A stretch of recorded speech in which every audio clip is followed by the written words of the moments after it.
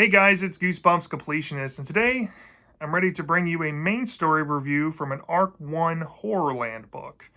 And we're going to be looking at book number 8, Say Cheese and Die Screaming.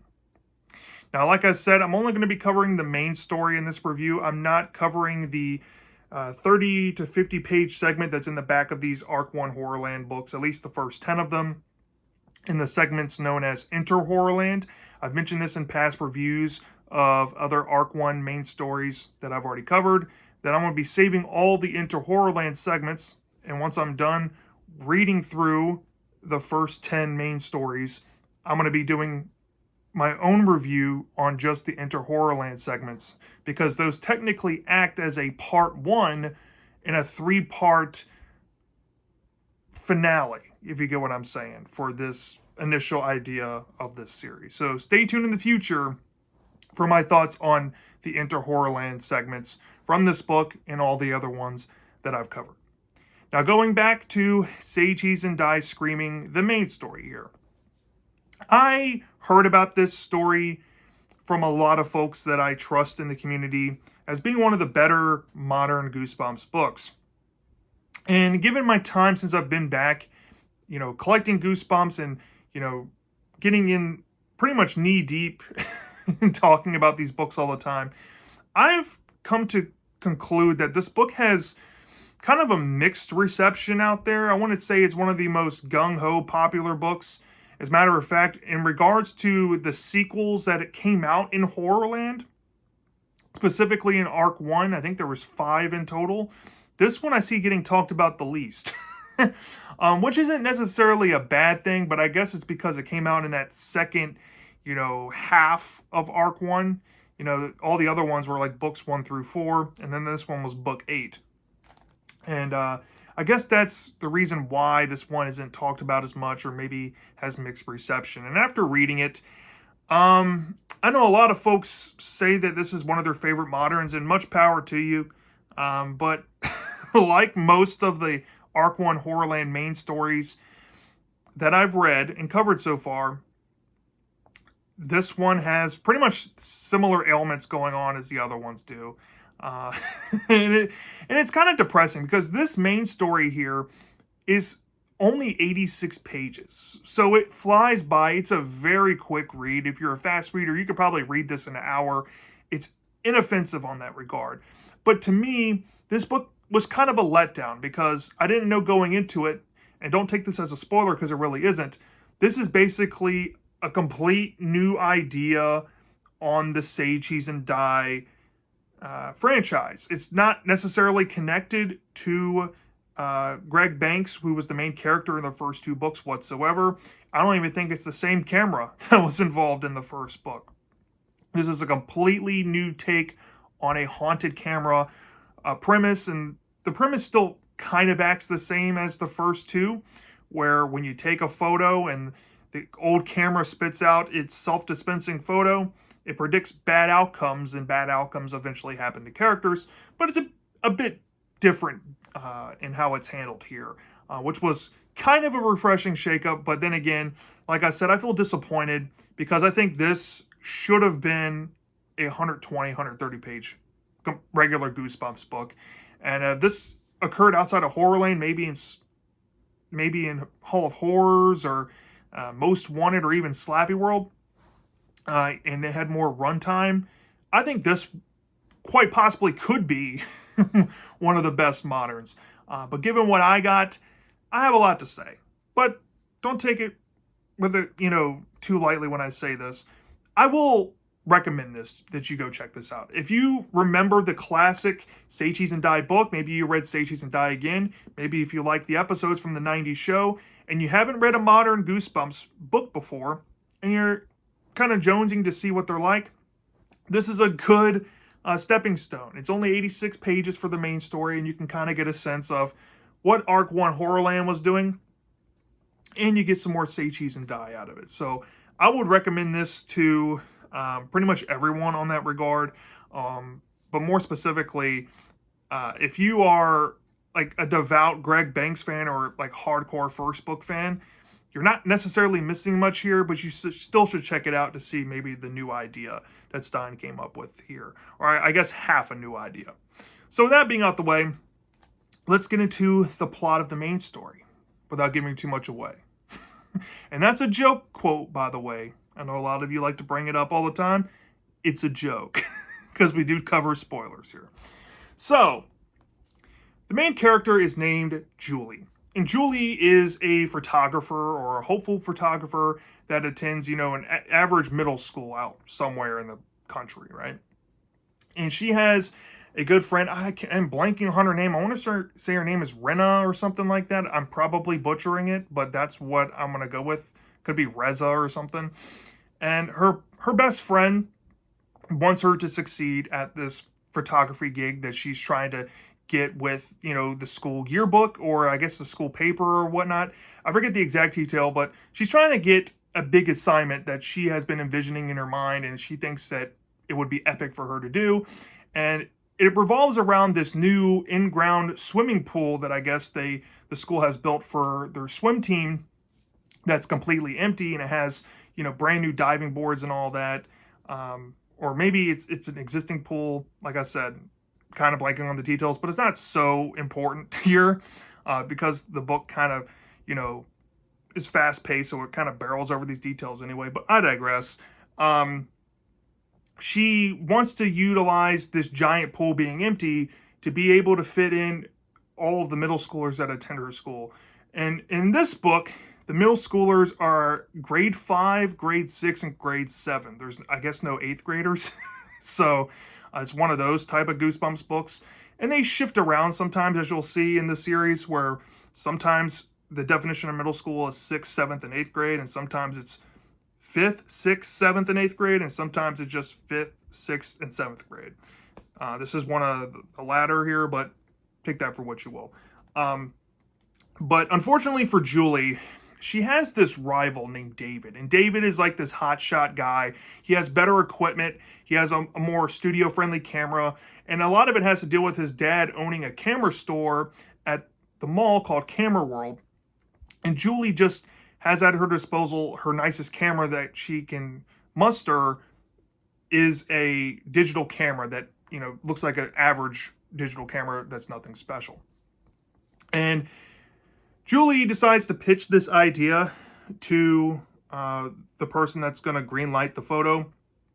But David kind of butts in, and he thinks it's a good idea, and he thinks he can do it better with his camera, and then maybe they can do it together. And Julie takes offense to it, and she's like, I don't need your help. I can do it myself. And they get into a little bit of bickering about it. And the teacher or whoever that's in charge says, okay, well, let's have a competition. You have 1 week. Whoever takes the most amount of photos that look quality, I'll allow to do this assignment of taking the entire middle school graders photo inside of the swimming pool. So Julie takes the bet, thinking that it's better than nothing, right? So her and her friend end up going to a garage sale by accident one day while they're outside riding their bikes, kind of looking for, something to do when they're bored and some downtime. And when they come to this garage sale, they're looking around and they see a bunch of knickknacks at this, strange house. And the people that live there seem cordial, at least, and willing to help.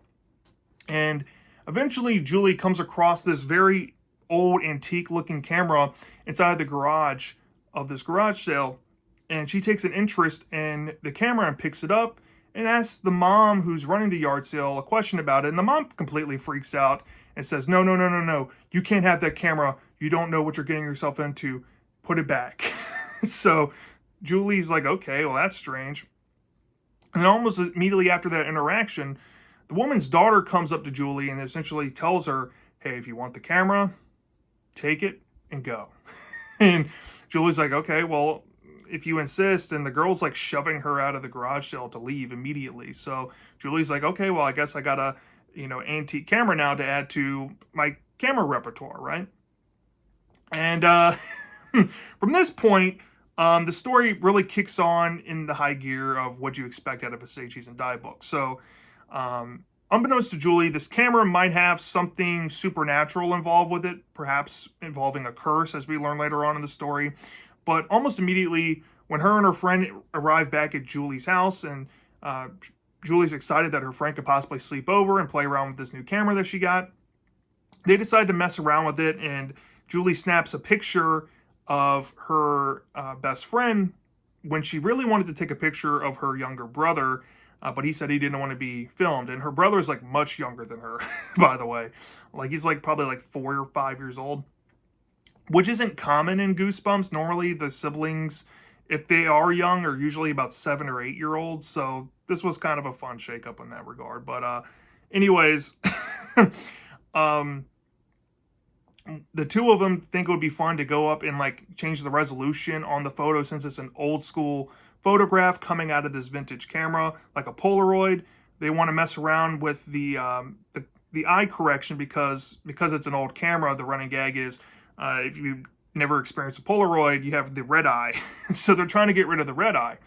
But when they put it into the scanner, something happens to Julie's best friend, and her eyes literally start turning red and burning profusely, and she's in immense pain. And it gets so bad to the point where Julie's mom had to call her friend's mom to come pick her up, and she got taken to the hospital to, get her injuries treated. And the eye injury at first doesn't really click with Julie, but she notices that maybe with the mom who freaked out about the camera, and maybe what's happened to her friend might be connected. And sure enough, shortly thereafter, pretty much I think the next day in terms of the story, there's a girls' basketball game going on at her school, and she thinks it'll be a good time to, take some cameras that she has to go get as many photos of this star player on the team. I think her name is Becca, and she's like a basketball prodigy and like one of the most popular girls at the school. So that's what she's going to spend a lot of her focus on taking photos of. But when she gets to the basketball game, she notices that her rival David is also there with cameras. And due to an interaction that she has with a certain person, she breaks her digital camera go-to that she usually uses. So she asks to use her backup, which is this antique camera that caused the whole red eye thing the night before. So she reluctantly attempts to use it and take a picture of Becca. But when she takes a picture of Becca, something horrific happens with that. And I'll just say it involves a graphic arm injury. And sure enough, like before, the photo kind of replicated a similar thing that happened to Becca.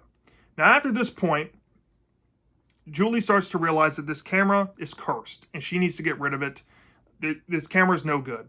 And it's only reaffirmed with a conversation that she has when she's trying to get a follow-up on her friend about her eye injury. Her friend says, that camera is bad news. You knew that the woman told you not to take it at the garage sale, and you got my eyes injured, and I blame you for it. I don't want to be friends with you anymore. And in that guilt, Julie's like, well, I need to try to get rid of this thing. And she tries to do so by first going back to the house where she got the camera. But when she goes there, she realizes that the house is empty inside and realizes the family has moved away. So she decides to try to leave the camera in the house. However, when she arrives back home, she realizes that somebody's possibly been in her room, and there's a fake out with her brother. But unbeknownst to her, the camera has actually reappeared and manifested itself back in her room. And from this point, she figures that she has to hide it from her little brother, who's growing more and more eager to want to use the camera. And since that she can't really find a good way to get rid of it, she's going to have to, play around with some hiding places to keep them away. And once she, starts hiding the camera, she just tries another thing to get rid of it. And it's raining one day, and it's late at night, and she decides to go out through the alleyway behind her house, go to a local pond, and throw it in there in hopes that it stays underwater. And it seems to work until when she gets home after thinking that somebody's following her. She ends up back in her room, and sure enough, the camera's already in there waiting for her. I think maybe the next morning when she wakes up, the camera's there, and it's soaked in mud and wet, and she has no idea how it's returned to her. And she's growing a little more desperate at this point. She's like, okay, well, I have no friends to talk to about this. I can't really go to my family because I don't think they'd believe me. So maybe I should just take this to a camera store to see if they're interested in it. So she takes it to the Camera World store that her rival David's father owns and runs. And she essentially says, I don't want to trade in. I don't want to sell it to you. I just want to give it to you and, be gone with it. But in doing so, she's also curious about learning more information. So she asks, do you know anything about this camera? And David's father looks at it and looks through a book of cameras, I guess an encyclopedia of every camera ever made. And he notices that it looks like a one-of-a-kind camera that was made for a vintage horror movie back in the 1950s that never was made because there was some problems on the production of it. And the camera is one of a kind. And the film in question was called Say Cheese and Die Screaming, which I guess is supposed to be, a callback to the title of this book. So armed with that information, Julie's like, okay, well, if it belongs to a cursed movie, it probably has a real curse on it. I'm just going to leave it behind and be gone with it. And she thinks that she has, put it behind her.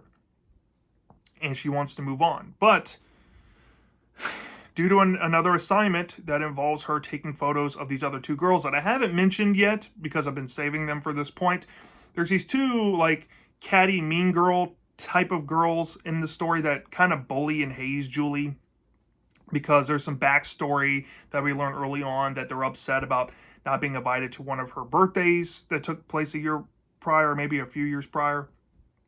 So there's some catty resentment between the two girls and Julie. Well, they're, at this performance stage play rehearsal, and Julie thinks it'll be a good idea to get some photos of that. But when she goes there, she realizes that David is there, but he has her old camera, and she's freaked out, and she's desperately trying to get David not to take any photos of anybody because it's gonna not be good, right? And she makes a whole spectacle out of it. And in doing this spectacle, it ends up taking a photo of these two girls, and it looks like their skin is green and scaly like alligator skin.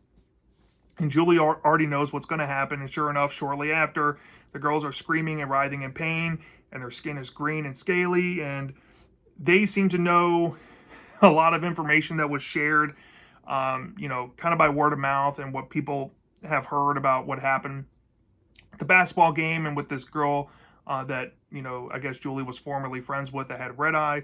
And the girls are like, we're going to sue you for taking our photo, blah, blah, blah, blah, blah. And then that prompts Julie to freak out and call her mom and try to confess what's going on. Of course, her mom doesn't believe her. So Julie kind of feels left out of it. Now she's stuck with this camera and she can't let David have it back. So she takes it home with her and tries to figure out, what to do with it next. But when she takes it home, she has an interaction with her younger brother, Sammy, who kind of ambushes her and gets Sammy involved by accidentally taking his photo when he thinks there's a bee in the house. And turns out that the photo looks like, Sammy has a bee for a head, right? And sure enough, Sammy starts having these weird yellow-like hairs pop out of his head, and he gets taken to the hospital. But before he gets taken to the hospital, Sammy also took a picture of Julie. Now, I should mention there was a scene that I really skimmed over because it's not really integral. And there's also a dream sequence that's not really integral to the story, but it kind of plays onto more of the horror side of things. There was a scene early on where Julie has a picture taken of her where the camera has the picture stuck in it. And because half of it is stuck in it, she has this reaction where she feels like she's being cut in half and her body's on fire and half of her body. Well, in the second photo, after knowing what the camera can do to her, right, and the people around her, it looks like the photo that was taken makes her look like she's falling, face first down from a height of somewhere. And she immediately correlates that to it's probably a prophecy of if she goes on top of the diving board complex to take this, class photo of the entire middle school, she's probably going to fall to her death. And armed with this information, she now knows that doom is pretty much imminent. And it's only made more clear when she finds out that she's going to be the winner of these photos. Even though we don't really get to see her turning in these photos to this teacher or whatnot, or played up, we don't really get to see the played up rivalry between David and her turning in all of that. That's kind of ancillary information that's not given in the story, but nonetheless, we find out that she won. And she has possibly come up with a plan to break the camera's curse. And we see this unfold in the climax. And from here, I'm not going to go into any more spoilers because it's easy to spoil it from this point. But all I'll say is it comes down inevitably to the, in-ground pool with all the students and the student body inside of it. And Julie is expected to do the photo, but she tries to weasel her way out of it and let David be the one to take a picture. And it spirals into this whole climax where Julie has to kind of put her fears aside to be a hero and put herself in harm's way. And something may result in the end result that possibly works out in her favor and possibly works against the curse and lifts it. And we see some resolution involving that very quickly, though, after the climax wraps up, of what's going to happen to all the people that have been previously affected by the camera, let's just say. And there's a twist at the end involving Julie trying to dispose of the camera one last time. And that's all I'll leave it. And then, of course, the HorrorLand segment's in the back, but we're not going to be covering that. So that in a nutshell is what you're going to expect out of this book, Say Cheese and Die Screaming, at least the main story here. Now, I have some decent positives with this book, so I'm just going to be upfront with them. I skimmed the surface on the plot, and I went over some things that don't matter, like a textbook Say Cheese and Die fake out dream sequence that was pretty bloody and stuff like that. And also, like I said, the picture being stuck halfway in the camera scene that made Julie feel immense pain in half of her body. I skimmed over that, but one of the biggest positives I can say about this book is how grisly and violent it can be. It is how it messes up kids in this book. The red eye stuff I thought was creepy and a good way to start, but the basketball scene with Becca, the basketball player, was horrific. That was top-notch Goosebumps. Honestly, one of the most brutal scenes I've ever seen Stein write in this series. So, hats off to you, Stein, for writing that. The lizard skin stuff in the bee head stuff was kind of goofy, but it was still fun. The stuff with Julie, like I said, half of her body being in pain, that was pretty good stuff. And the whole idea and the misdirect involved with, maybe the mystery of this camera possibly following Julie everywhere she goes, I thought was pretty scary, because I knew that this camera wasn't like Greg's camera from the first two Say Cheese and Die books. And hearing that there is a connection to a 1950s horror movie that had a stalled production and never got released because of this thing potentially, I think this story had a lot of potential to separate itself from the first two Say Cheese and Die books. And I think for the most part it did, in terms of how it handled the concept. And personally, how instantaneous this stuff happens in the story, I much prefer than the slow burn nature of the first Say Cheese and Die book, and even Say Cheese and Die Again, where this stuff takes a little while to kick on.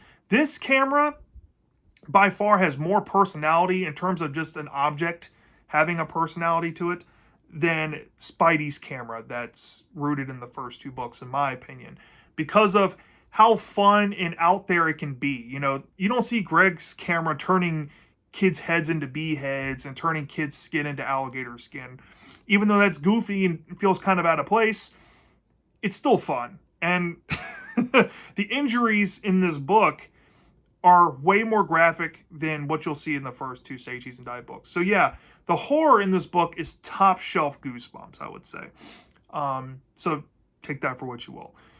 Julie's not a great protagonist in my opinion. She's just kind of middle of the road, but she's also pretty head savvy, and she has some street smarts to her and some common sense, which is refreshing for a Goosebumps protagonist. I just wish we had more of a rich monologue with her personally.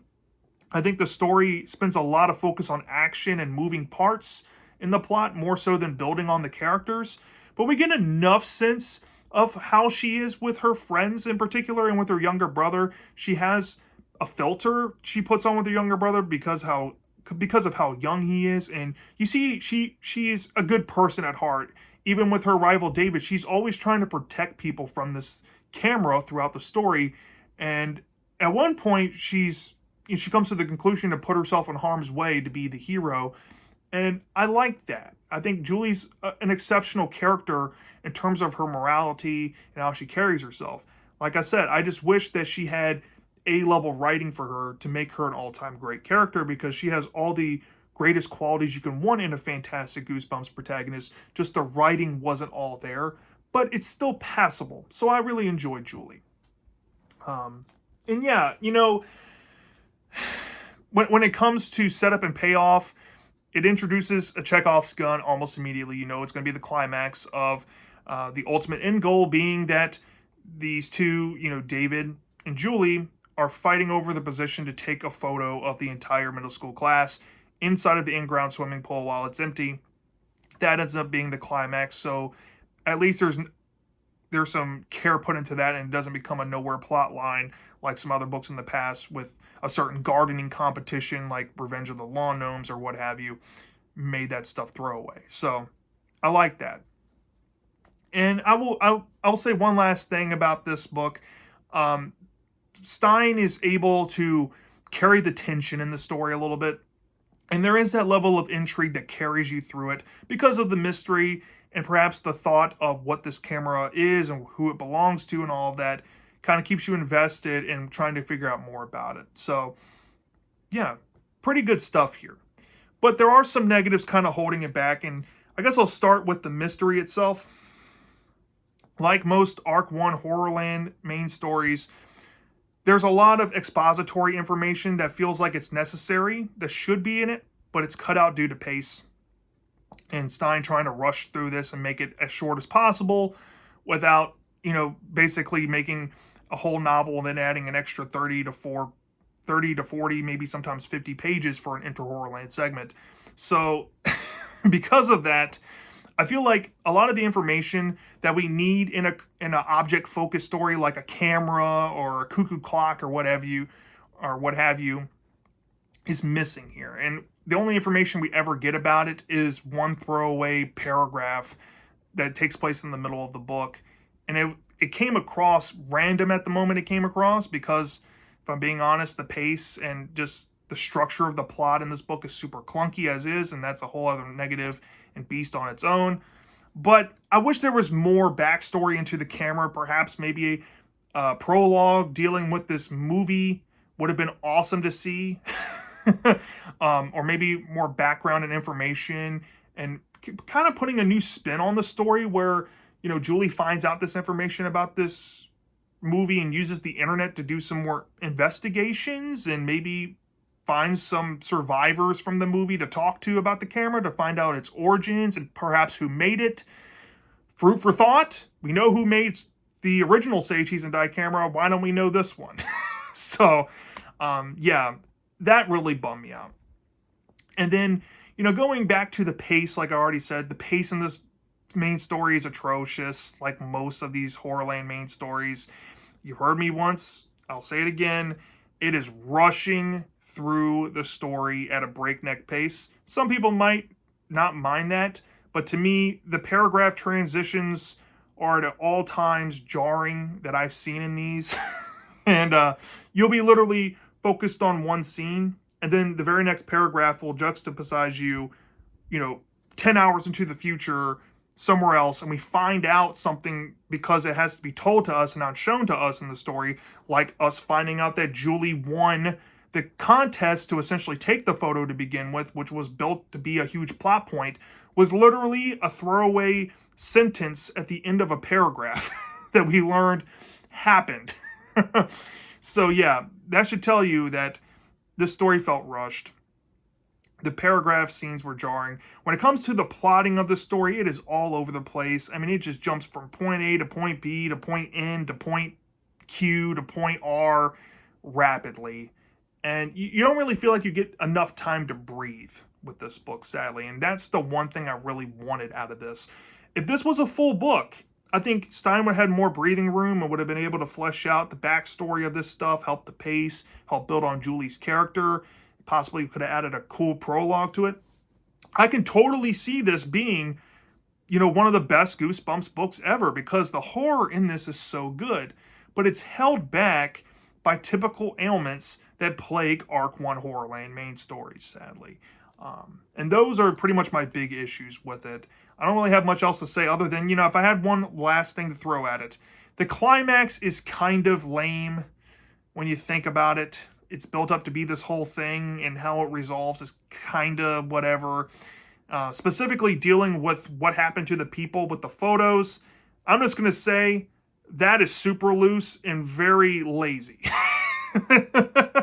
Just to get it over with. But I will say, I guess one last positive. The end note twist reminds me of one of my favorite Are You Afraid of the Dark episodes, known as The Tale of the Curious Camera. And I don't know if this was supposed to be a gag, or maybe Stein kind of giving the meta nod that he knows that episode exists. Because there's an element used in the very end of this book that was used in that episode that I thought was really neat.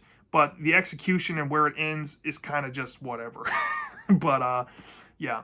With all that being said, though, I had a good time with this book. It's not the greatest thing ever, but I think this is a good Goosebumps book. For a main story for HorrorLand, though, it doesn't come near, I think, the writing ability of Creep from the Deep, Who's Your Mummy, or Scream of the Haunted Mask. And after reading this book, I think I was really unfair to Scream of the Haunted Mask, who I already bumped up 0.1 retroactively recently when I did my Haunted Mask re-ranking because I felt bad there. I think I'm going to bump it up another point for that book to a 4.6 out of 5 stars because I think that book, in hindsight, has even better pacing and less issues than this book has. And it's a bit more neater, I should say. If this book perhaps had a neater plot, or maybe just even 10 extra pages to work with, I could totally see myself putting this as a B tier and saying that this is possibly the best Say Cheese and Die book, because I think the original I gave a 4.1 out of 5 stars. But because of those problems, I was leaning a C, which is 3.5 to a 3.9. I didn't love this book like some other people. I'm sorry to say it, but I also thought it was pretty exceptional on the higher end of that.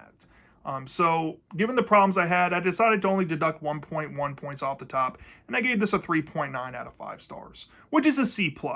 I think I'm being fair on it, given my parameters and my issues with it. It possibly could go up the more I think on it, and maybe if I finish HorrorLand, I could possibly reflect and be nicer and more generous. But as of now, this is where I have it. So yeah, long-winded thing aside, that is my review on the main story of Say Cheese and Die Screaming. Let me know down in the comment section if you've read this story before. Did you love it? Did you hate it? I'm dying to know. And I'll see you next time.